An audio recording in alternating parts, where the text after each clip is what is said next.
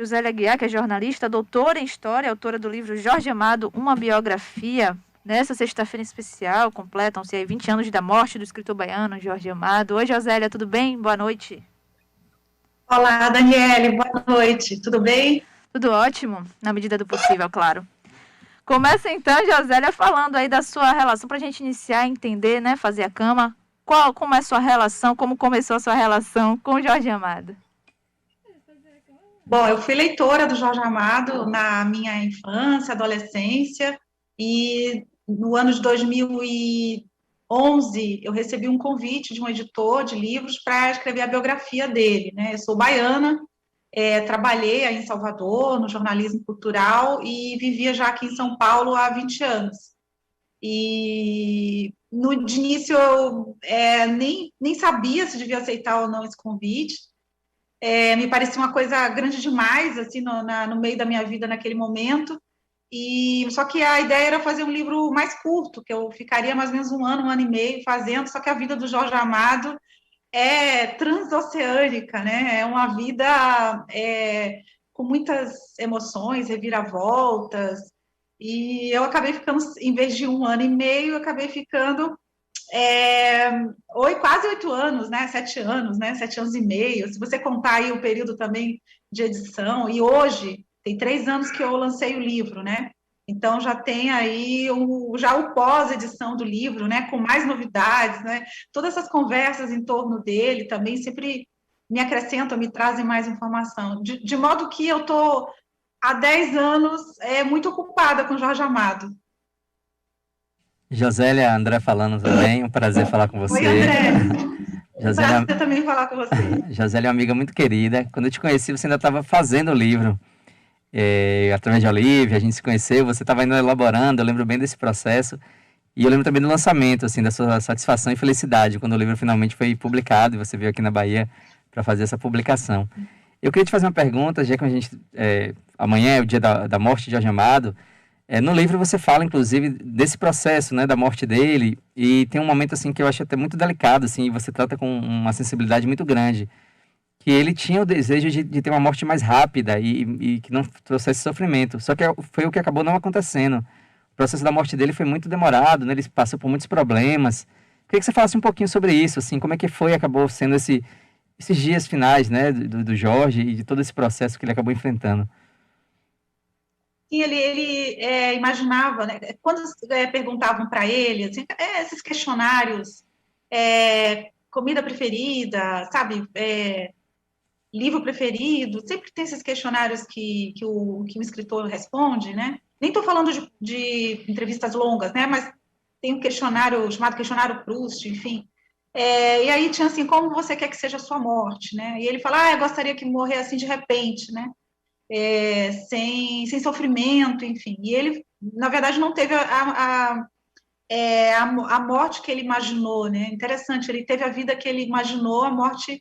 E a única coisa que me ocorre pensar e dizer sobre isso é que ele tinha muita vida, né? Como se diz, ele tinha muito axé. Então, isso não ia se extinguir de uma hora para outra. Então, esse adoecimento dele, que foi em várias fases, né? Que incluiu, por exemplo, uma perda de visão, depois dificuldade cardíaca, essa dificuldade cardíaca levou a uma dificuldade respiratória, foi um processo longo justamente para que essa vida fosse aí diminuindo mesmo, porque era um potencial, uma vitalidade muito grande, né? E eu, aliás, você lembrou bem, né, no período que a gente se conheceu, que eu fazia pesquisa aí em Salvador, tem uma curiosidade, né, que tem a ver com essa coisa da vitalidade dele, né, que sempre que eu ia nos arquivos dele, e que eu tinha contato com o clipe, com os documentos, né, que tem aí na fundação, eu podia estar triste, chateada, cansada, mas eu saía dessa experiência, assim, com muita energia, assim, sabe, eu quase que eu era, de alguma maneira, recarregada, assim, de energia, né, essa coisa dele fazer muitos livros, de criar muitos personagens, né? Tinha uma frase dele também que eu acho muito interessante, que ele fala assim, olha, eu, na cidade que eu tô, ele já tinha mais de 70 anos, parindo essa quantidade de pessoas aqui, né? Essa quantidade de personagens, porque os livros tinham centenas, às vezes, de personagens entre os maiores e os coadjuvantes, né? Então, ele usava a expressão parindo essas pessoas todas, né? Quer dizer, ele dava mesmo vida, né, a essa quantidade de gente. Então, eu acho que é toda uma relação do Jorge Amado com a vitalidade, né, com a literatura, a vitalidade, e eu acho que eu, de alguma maneira, percebia isso enquanto eu fazia o livro. Josélia, e é curioso você falar isso também, porque a morte de Jorge Amado é no dia 6, mas dia 10 também celebra a vida dele, né? Que é o nascimento. São duas datas muito próximas. E no livro você também descreve ali no nascimento dele que ele nasceu empelicado, que é quando ele nasce ali envolvido com a placenta, né? Que é um tipo de nascimento que se diz que a pessoa vai ser acompanhada de sorte durante a vida. Você se detém muito a esse fato. Eu queria que você falasse um pouquinho disso e se você realmente acredita que o Jorge Amado nasceu com esse dom profético, que a vida dele seria algo de muita sorte, embora ele também tenha tido super competência em tudo que fez, mas esse fato profético no nascimento dele, se isso acabou sinalizando a vida que ele veio a ter. Você sabe que quando começaram a me falar isso, ele nasceu empelicado, é uma coisa que as pessoas da família sempre contam, né? E aí eu encontrei não só nas falas, né, dos familiares, né, como também nos registros que a própria Zélia deixou dele, né, que a mãe contava. Eu tive que fazer uma pesquisa no Google, né, para saber, uma pesquisa extensa até, para saber o que é o pelicado. Eu não conseguia entender o que é isso, não tinha ouvido falar. E se vocês colocarem no Google bebê empelicado e procurarem imagem, vocês vão ver, é impressionante, né? O bebê nasce dentro né, da bolsa, né, sem se romper, e é toda fechadinha, assim, parece que ele está numa grande bolha, né?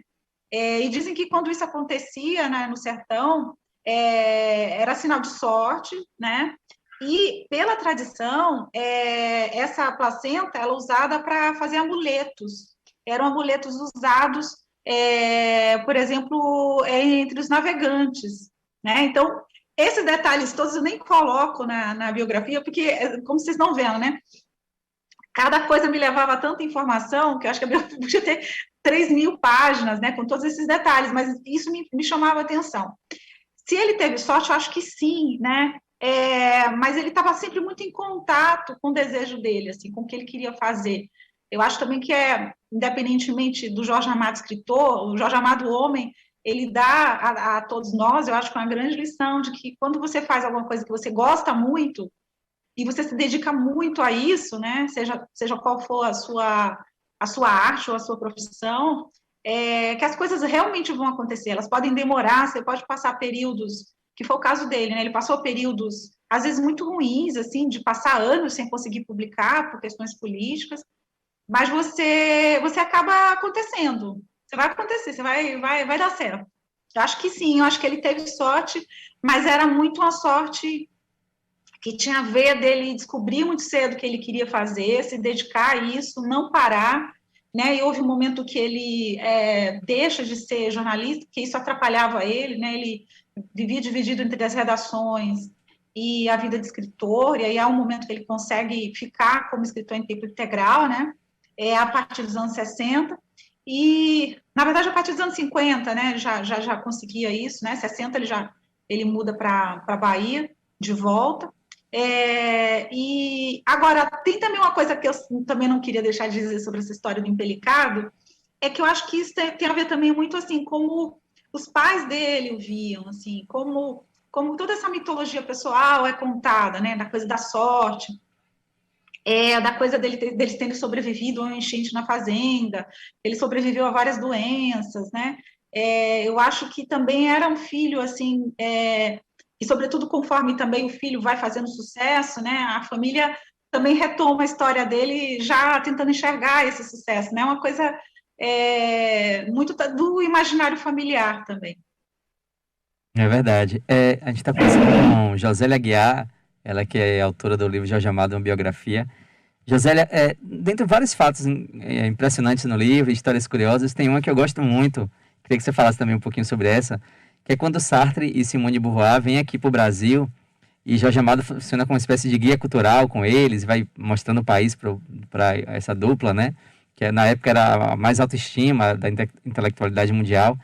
E aí, Jorge Amado leva os dois para a Feira de Santana. Eu acho isso muito curioso, assim. Ele vai levar para um lugar de abate, para um abatedouro, assim, é uma história muito interessante, gostosa de ouvir, né? Imagina o Sartre e Simone de Beauvoir ali em Feira de Santana, passeando, conhecendo o Brasil a partir do sertão.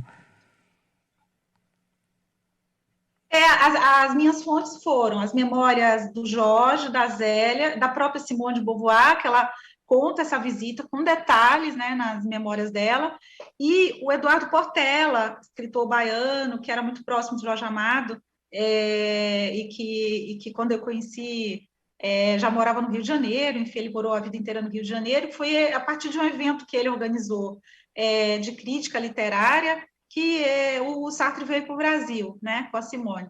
E coincidiu que eles tinham passado por Cuba, e aí falaram, não, já que a gente vai estar, né, lá ali perto, a gente vai, então, para esse evento, né? E, sim, tudo é muito engraçado, né? A Simone, ela fica muito espantada, ela conta isso nas memórias, né, que ela nunca tinha visto um escritor ser popular assim mesmo, né? Popular de as pessoas na rua pararem, né? Chamavam ele de Jorginho, e dele gostar disso. Ela falou, é impressionante como ele não só é muito popular com pessoas, ele fala do presidente da República, né, a baiana de Acarajé, né?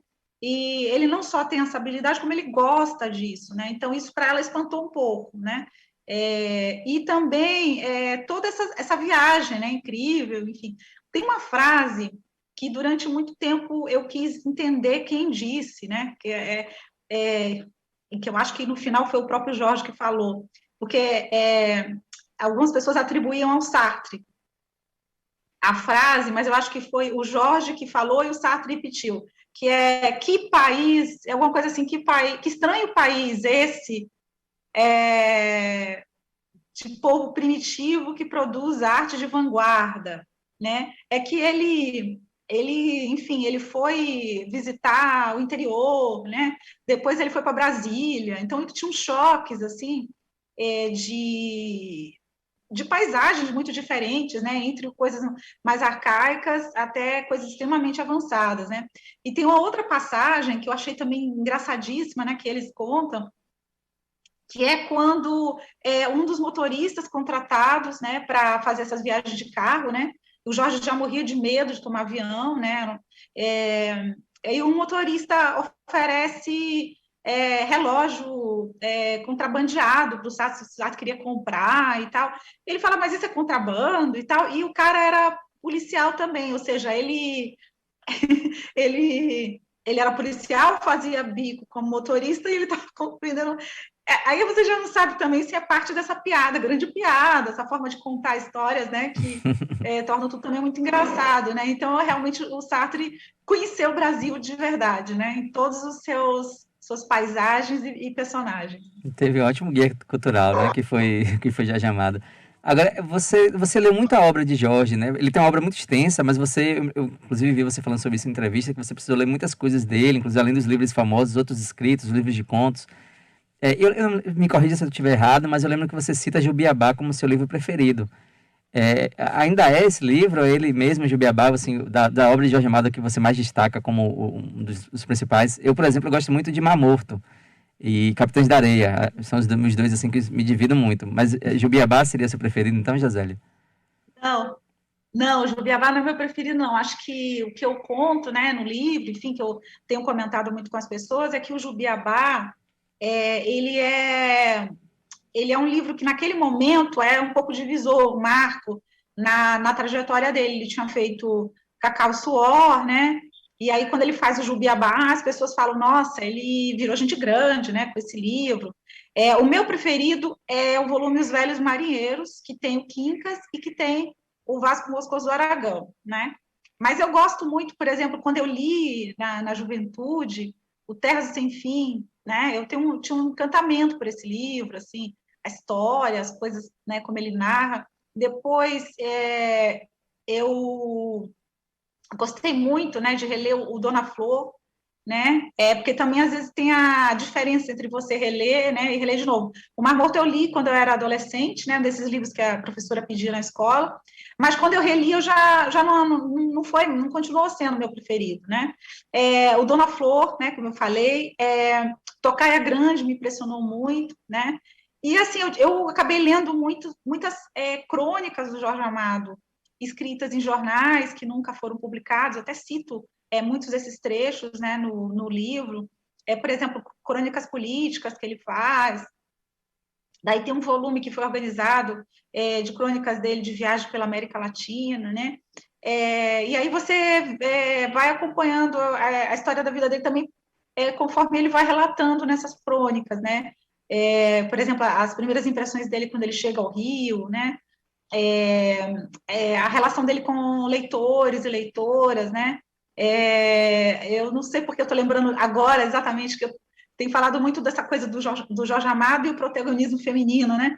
Eu lembrei agora, conforme falo com você, de uma cena que ele menciona, né? Que ele está no Rio Grande do Sul, e aí ele fica impressionado que as leitoras conversam com ele de igual para igual, falam do livro, tiram dúvidas, né, levantam questões, e ele diz assim, nossa, que impressionante, as leitoras aqui de Porto Alegre, né, são muito já maduras, né, não é como alguns, às vezes, cidades menores, assim, do Nordeste que eu visito, e as moças ficam, assim, olhando como se quisessem arranjar um noivo. Então, ele percebia, assim, que ele elogiava, né, essa habilidade dessas mulheres que ele já encontrava, que eram leitoras mais especializadas, né, que falavam de igual para igual, enfim. Então, esses textos do Jorge estão em crônicas, que ele saiu publicando em jornal, né, quando ele era deputado, ele tinha coluna, né, em jornais comunistas. Mesmo o livro dele, O Mundo da Paz, né, que é um livro que não se encontra, né, só em sebo, raridade, enfim, que são crônicas de viagem dele pelo leste europeu. Você ali percebe coisas do cotidiano dele, de como ele né, da relação dele, por exemplo, com as pessoas, com hábitos, né, de casa, enfim. Josélia, Sim. lá em 60, Jorge Amado já lutava, tanto pessoalmente como a militância pessoal, mas no trabalho dele na União Brasileira dos Escritores, para dar uma visibilidade maior para os escritores brasileiros, enfim, além da contribuição para o Dia do Escritor, era uma militância pessoal. E o que eu queria saber, assim, até hoje ainda é uma luta para promover a literatura aqui no Brasil. E você está escrevendo sobre o escritor, mas de fato é uma escritora também. Como é que tem sido 2021, durante a pandemia, para lançar um livro e tentar promover a literatura em meio a tanto conteúdo nas redes sociais, etc.? Na verdade, a luta dele, né, pelo ofício, por ampliar o mercado de livros, né, ela acontece já desde os anos 30. Você encontra, inclusive, vários artigos dele publicados em jornal, né, tem uma série de artigos dele chamados assim, O Problema do Livro no Brasil. Aí ele alertava para o fato de que o papel era taxado, enfim, ele nas cartas que ele escreve, inclusive para os editores, o José Olímpio, ele faz 1000 análises, assim, que ele tinha percebido que capas mais simples não atraiu o leitor, que o leitor achava que as edições em papel mais simples, assim, que seriam mais baratas, não causavam no leitor a impressão de que aquele produto era bom. Então, ele faz muitas observações, análises, assim, do problema do livro no Brasil, né? Então, quando ele é deputado, dele, né, a emenda para, por exemplo, garantir os 10% de direitos autorais, né? É algo que ele consegue, tanto o fim da taxação, né, do papel, como esses 10% de direitos autorais são emendas do Jorge Amado deputado, né? Isso foi até recentemente lembrado, porque foi o começo de uma longa tentativa, né, de desonerar a cadeia do livro. Então, ele deu o primeiro passo, depois aconteceram outras desonerações, né, nos últimos anos, e recentemente o ministro, né, estava tentando acabar com isso, né, ou seja, retirar a desoneração e voltar a taxar livros, enfim, o que poderia encarecer, voltar a encarecer, ou pelo menos em 30% os livros, eles ficariam mais caros. E aí houve, da parte do setor, né, autores, editores, ano passado, um grande movimento de não taxação. Isso ainda está correndo, não está totalmente definido, mas houve uma reação muito grande, porque o argumento era de que quem comprava livro no Brasil tinha dinheiro, o que é lamentável. Você pensar que você tem que trabalhar nesses termos, né? Então é só de quem tem dinheiro que vai comprar livro, então a gente taxa. Quando a gente, na verdade, tem...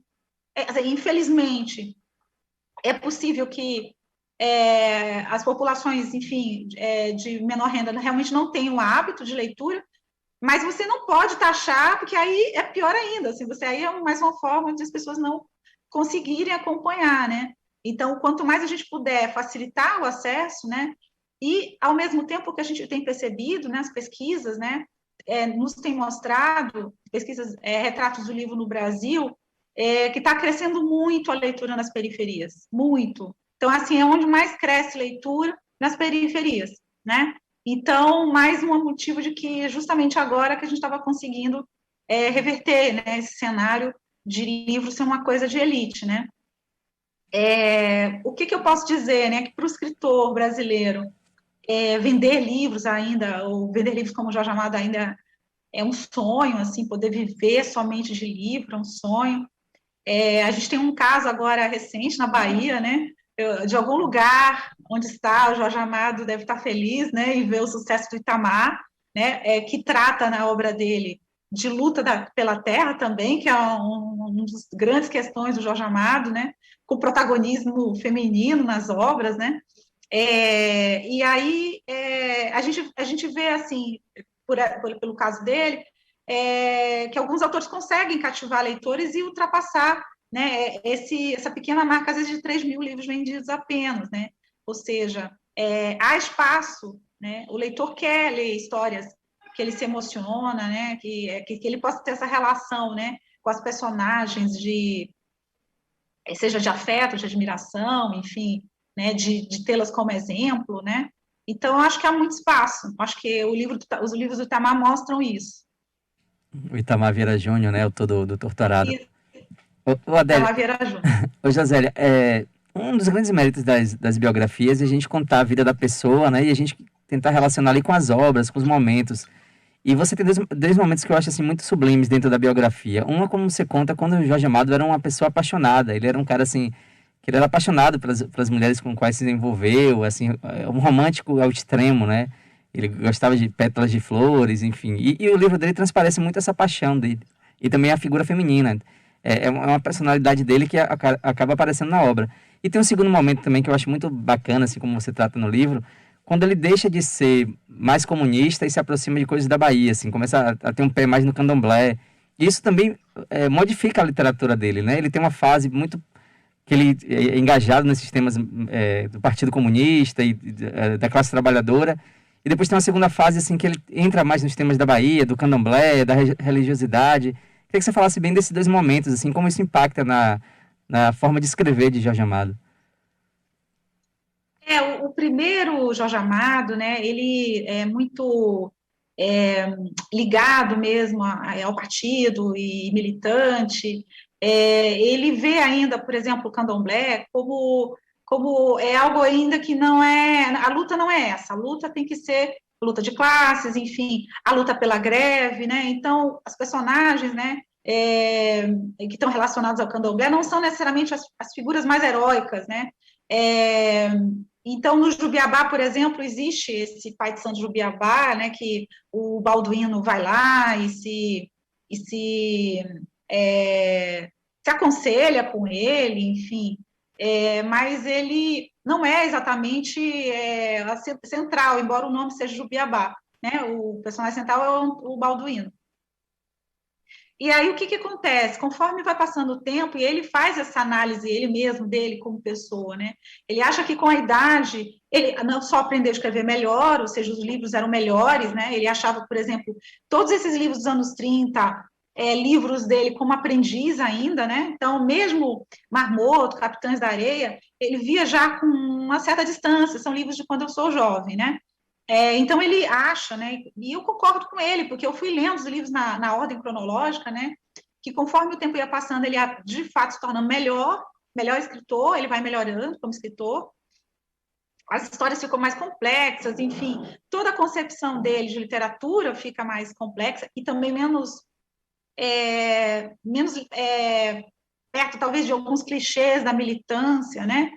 E a visão dele do candomblé também se modifica. Se antes o candomblé era algo que impedia as pessoas, talvez, né, de se engajarem na luta, né, porque existia essa diferença, né, entre uma luta política e uma vida religiosa, uma dimensão religiosa. Nesse outro momento que ele volta para a Bahia, que já é mais velho, e que ele também conhece mais, né, as pessoas do candomblé, os rituais, enfim, ele passa a ver o candomblé como uma forma de resistência política, cultural e política, né? Então, ele mesmo muda, né, a visão dele, e conforme ele diz que ele vai se tornando uma pessoa com uma compreensão maior da vida, das coisas, das pessoas, enfim. Né? Ele até evitava, não gostava quando diziam que ele tinha a primeira fase, segunda fase. Ele falava assim, isso tudo é um bolodório, né? O que há é uma pessoa que amadureceu como escritor e como homem, e que passou também a ver a vida de uma maneira mais bem-humorada. Então, ele diz isso também, que ele passa a ter mais humor na obra dele, né? Na própria vida dele, né? Ao mesmo tempo, você falou essa questão do amor, né? Isso é muito forte nele, né? Tanto que acho que uma das novidades assim mais interessantes que eu descobri foi essa primeira noiva, né? Que é a Mariá, e que leva ele a mudar para o Rio de Janeiro, né? Ou seja, ele não mudou para o Rio de Janeiro para ser escritor, ele mudou para o Rio de Janeiro porque ele na verdade queria lá no Rio de Janeiro conseguir um emprego, né, público, que aí ele seria transferido de volta e casaria com ela, que era essa noiva que ela tinha deixado em Salvador, né? E aí ele troca aquelas cartas, né, com ela, e essas cartas são tão curiosas, porque depois, né, o que as pessoas me diziam do Jorge Amado é que ele era exatamente assim, ele era extremamente agoniado, ansioso, ele não esperava, né? Então ele mandava 3, 4 cartas para a menina num intervalo de 2 dias, e aí depois escrevia dizendo que a carta dela não tinha chegado, né? Mas é claro, né? Ele escreve várias cartas, manda de uma vez, como é que isso vai chegar? Vai dar tempo dela escrever, os correios dos anos 30, como é que isso era, né? E aí quando ele recebe as cartas, são cartas curtas, mas assim, ela talvez não tivesse a habilidade dele de escrever, né? E aquilo frustra ele tem certeza que ela não gosta mais dele, e ele fica realmente muito, ele é muito apaixonado e fica também muito angustiado com o que ele achava que era uma certa frieza, né, da parte dela, que ela estava desistindo dele, alguma coisa assim. Mas uma outra coisa que eu queria comentar, né, para além dessa questão do amor, né, e também dessa visão mais complexa, né, do candomblé como uma resistência cultural, política, tem algo aí que eu acho que não se percebe muito, né, e fica também sutil no livro, né? Eu dou algumas pistas, né? Que essa, digamos assim, essa seriedade que ele tem em relação às coisas, né? Em relação à obra, em relação à vida. Porque muitas vezes as pessoas imaginam que o Jorge Amado é uma pessoa que fica rindo o tempo todo, mas não, ele tem, inclusive para quem não o conhece, né? O primeiro contato, e eu conheci ele, né? O primeiro contato é até um pouco surpreendente, assim, dele ser uma pessoa séria, né? Às vezes um pouco tenso, assim, nas expressões, um pouco grave, assim, nas colocações, né? E eu acho que isso tem a ver com as coisas que ele viveu, né? E tem uma entrevista que ele dá para o Giovanni Guimarães, né? Que foi grande amigo dele, era jornalista aí na Bahia, quando ele completa 50 anos, né? E aí o Giovanni fala, o que as pessoas não sabem do Jorge Amado, né? E aí ele fala assim, o Jorge Amado tem um lado muito triste que as pessoas não sabem, né? Então, eu acho que isso tem a ver com ele ter vivido muitas coisas, né? E essas coisas, essas tristezas estão nos livros também, né? É que às vezes falam assim, o Jorge Amado, a Bahia Alegre e tal, acho que as pessoas não leram, né, os livros. Porque tem gente morrendo, tem gente sofrendo, tem muita miséria ainda, né? e não foi apenas nos primeiros livros que ele colocou isso, né? Eu falei aqui Tocaia Grande é um vilarejo totalmente dizimado, sabe? As pessoas que você acompanha no livro inteiro. Eu estou dando spoiler, né? Não sei se eu devia ter dado spoiler aqui. Mas, enfim, eu vou pular isso para as pessoas não acharem que eu estou dando spoiler. Mas é isso, essa dimensão dele, de uma certa... Eu falei tristeza, mas de uma compreensão das dores, acho que do mundo. Eu acho que isso está muito presente na obra dele também, e na vida, né? Josélia, queria lhe fazer só uma última pergunta antes de a gente encerrar a conversa, uma conversa maravilhosa. Você narra no livro também essa luta de Jorge Amado, uma luta não, né? Mas assim, uma possibilidade que bateu na trave várias vezes para ele, que foi a conquista do Prêmio Nobel. Em vários momentos ele ficou muito cotado para vencer, era um autor festejado internacionalmente, mas não aconteceu, assim, acabou não acontecendo de ele não vencer esse prêmio, que parecia sempre que estava próximo dele ali, né? Queria que você falasse um pouco dessa saga e se de alguma forma ele carregava alguma mágoa por não ter vencido o prêmio. Ele não deixava isso muito explícito, né? Eu posso dizer que eu acho que sim, que ele tinha essa expectativa e que teria sido muito bom para ele, né? Eu acho que essa expectativa ela durou aí um período, depois ele se não sei se a palavra conformou, mas ele um pouco deixou isso de lado, né? Mas ele também, ao mesmo tempo, e isso talvez o confortasse, né? Ele tinha a ideia de que havia uma pessoa no júri que não gostava dele, que tinha meio que prometido que, enquanto ele estivesse lá, né, e os júris são júris que não são trocados, né, de um ano para o outro, que enquanto ele estivesse lá, o Jorge Amado não venceria. E muita gente fala assim, mas é porque ele era comunista e por isso ele não ganhou o prêmio, mas vários escritores comunistas próximos dele estavam ganhando o prêmio naquela época, né? O próprio Neruda, né? Então, não é por isso, né? Algumas pessoas falam, mas porque a obra dele era muito popular, né? O Nobel escolhe autores intelectualizados. Também não é nada disso, você tem vários casos de autores populares, e que inclusive tratavam dessa dimensão popular da vida, né? De culturas locais, assim, que também ganharam, né? Então, não tem muito como dizer. Você tem casos de grandes autores que não ganharam, você tem casos de autores em que não se acredita tanto, assim, ou não ficaram tão conhecidos, apesar do Nobel, que ganharam também, enfim. Mas eu acho que ele, sim, ele teve essa expectativa, teria sido muito bom para ele, para a obra dele, né? Talvez mais não tanto por vendas, eu acho que ele vendia bastante no mundo, mas muito mais por uma visão assim mais de dentro da universidade, talvez, né?